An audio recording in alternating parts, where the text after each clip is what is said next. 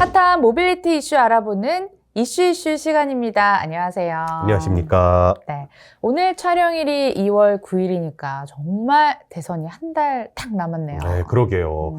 그래서 오늘은 특별히 대선 주자들의 자동차 관련 공약들 어떤 것들이 있는지 좀 핵심적인 것들 위주로 한번 살펴보려고 합니다. 좋아요. 네, 저희가 뭐 당연히 어떤 특정 후보를 지지한다 이런 내용은 당연히 아니고요. 네, 아닙니다. 공통 범주 내에서 우선 좀 서로 의견을 같이 한 것, 다르게 한 것들 한번 좀 살펴본 다음에 후보별로 각각 개별적인 것들, 개별적인 공약들 한번 살펴보려고 합니다.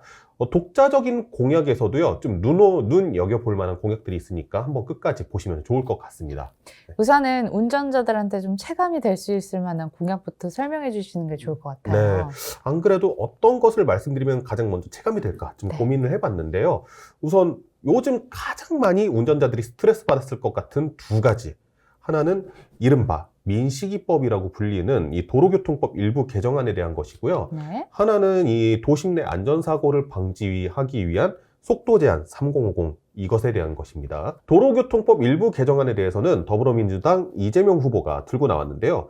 이재명 후보는 아직까지는 우리나라에 이 보행자 사고가 너무 많다. 그렇기 때문에 스쿨존과 노인보호구역 이에 대해서는 조금 더 확충을 해야 된다라는 입장이긴 하거든요. 지금 현재는 무조건 30km로 주행을 했어야 되는데 이거를 도로 환경이나 시간대 등을 고려해서 조금 더 탄력적으로 운영하겠다 이거거든요. 예를 들어서 우리가 새벽 3, 4시에 초등학교 앞을 지나가더라도 무조건 시속 30km로 가야 됐잖아요. 네, 좀 답답한 점이 있었죠. 네, 그렇죠. 새벽에 초등학생들이 나올까요, 과연? 거기 나오면 부모님을 좀 문제가 되지 않나 싶은데, 네. 그러니까 이런 것들을 좀 더 효율적으로 개선을 하겠다는 내용입니다. 그리고 3050 정책, 이것에 대해서는 국민의힘 윤석열 후보가 좀 이거를 개정을 하겠다 이렇게 나왔는데요. 이 정책의 필요성에 대해서는 동의를 하지만은 이 차량의 경제적인 운행 및 환경적인 부분에 있어서는 좀 개선할 필요가 있다. 그러니까 사람이 다니지 않는, 보행하지 않는 도로에서는 이거를 시속 60km까지 최고 속도를 올리겠다. 이런 입장을 보였습니다. 예를 들면요. 우리가 여의도 자주 가시죠? 네. 네, 여의도 갈 때 노들로 다니시잖아요. 근데 네. 이거 3050 정책 되면서 시속이 50km로 제한이 됐거든요. 예, 이런 도로를 60km로 다시 올리겠다. 이런 공약인 겁니다. 네. 네. 그러니까 정리를 하자면 이재명 후보는 스쿨존이나 노인 보호구역의 속도 제한은 그대로 가져가되 시간대별로 탄력적으로 운행하겠다 이런 입장인 거고, 윤석열 후보는 보행자가 없는 도로의 제한 속도 자체를 상향하겠다라는 입장인 것 같습니다. 두 후보 간 비슷한 듯 좀 다른 공약을 살펴볼 수 있었는데 의외로 또 두 후보의 공약이 맞닿는 포인트도 있다면서요? 네, 맞습니다. 바로 이륜차 관련 공약인데요.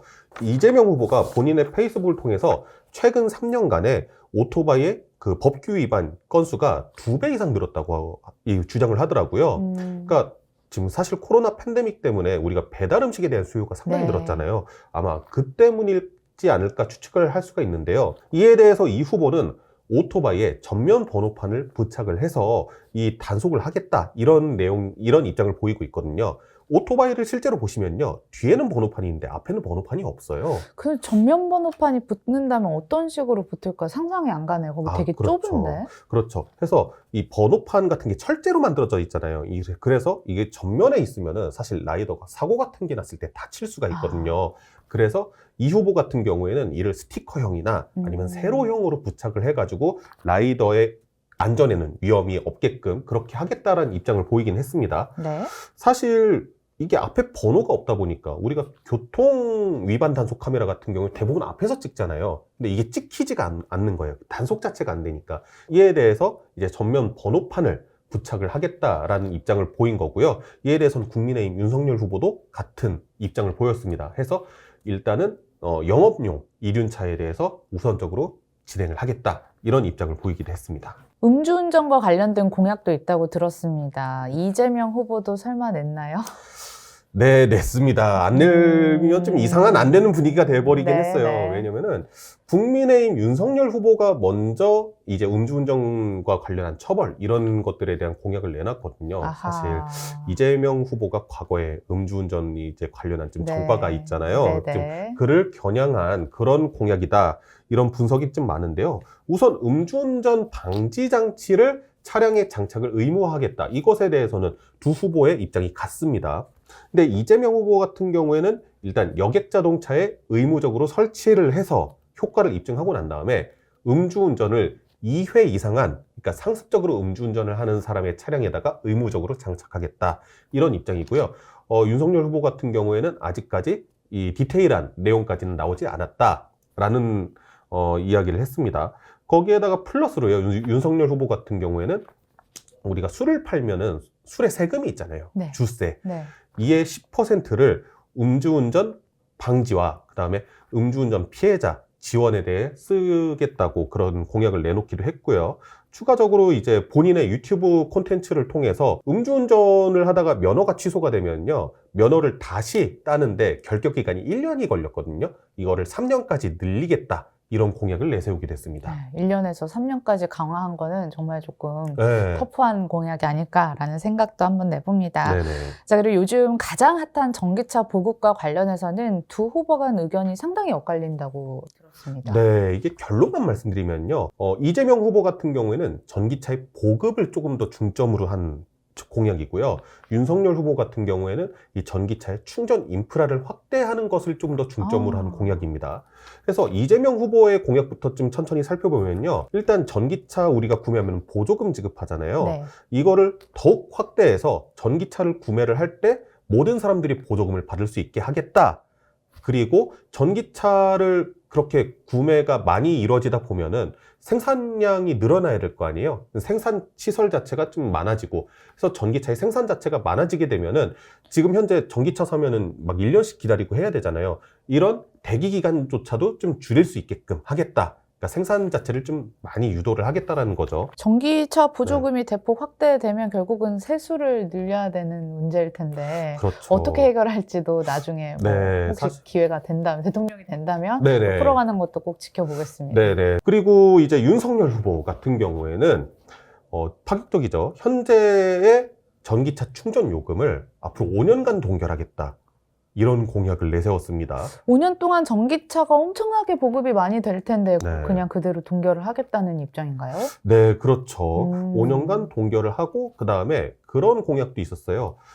지금 주유소에 가면은 전기차 충전기를 설치할 수 있게끔 이 법규화가 어느 정도 돼 있는 게 있는데요. 안전 규제로 인해서 이 전기차 충전기와 주유기의 거리가 일정 부분 돼야 된다. 이런 규제가 있습니다. 근데 이 규제를 좀 더 완화해서, 그러니까 좀 더 가까이 붙일 수 있게 해서 전기차 충전 시설을 좀 더 따닥따닥 붙일 수 있게 하겠다는 거예요. 그러니까 한마디로 이 전기차 충전 인프라 자체를 좀 더 확대하겠다. 이런 내용인 거죠. 네. 아까 전에 좀 의문을 가지셨던 우리 5년 동안 이거 동결하겠다. 이 내용에 대해서도 사실 지금 기름 유가가 상당히, 전 세계적인 유가가 상당히 치솟고 있는 예. 이런 상황에서 세수가 이거 되겠느냐, 지금 이런 우려 섞인 반응들이 있긴 합니다.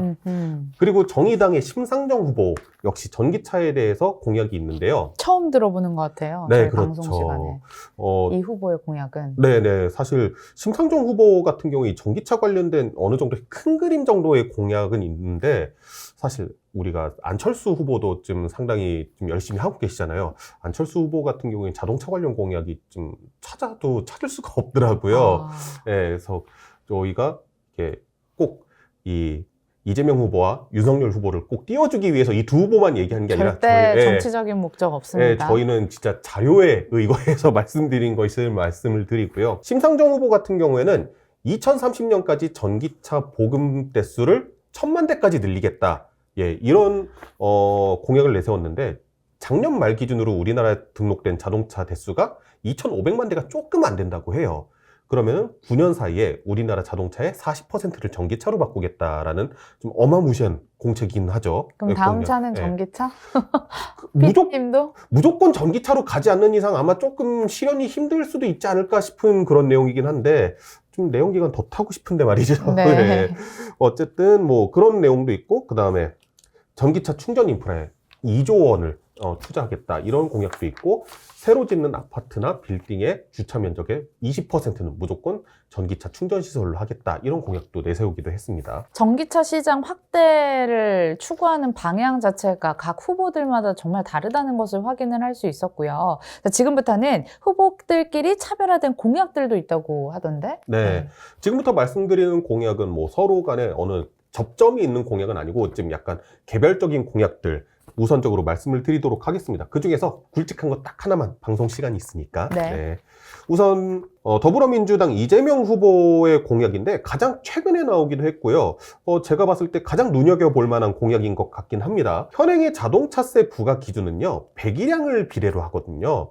그런데 이거를 자동차의 가격과 그다음에 이산화탄소 배출량 이걸로 이제 기준 자체를 좀 바꾸겠다 이런 공약을 내세우기도 했어요. 사실 친환경 정책하고 더불어서 이 전 세계적으로 자동차의 배기량을 다운사이징하는 좀 추세가 있긴 했었거든요. 이런 추세에 맞췄을 때 우리나라의 자동차세 이 부과가 시스템 자체가 뭔가 좀 맞지 않는다 이런 이야기들이 있었던 게 사실이긴 한데요. 예를 들어서 이런 게 있어요. BMW의 그 하이브리드 스포츠카 중에 i8이라는 모델이 있거든요. 그 모델 같은 경우에는 딱 200만 원 빠진 2억 원이거든요. 그러면은 1억 9,800만 원. 네. 그런데 이 차 같은 경우에는 배기량이 1499cc밖에 안 돼요. 그러니까 아반떼보다 배기량이 낮다 보니까 자동차세는 더 낮게 내는 거예요, 아반떼보다. 예. 그러니까 이런 아이러니함도 좀 줄이고 어차피 탄소 규제 시대로 가니까 탄소 배출량에다가 딱 맞춰가지고 우리가 자동차세를 개편을 해보자 이런 공약을 내세우기로 했습니다.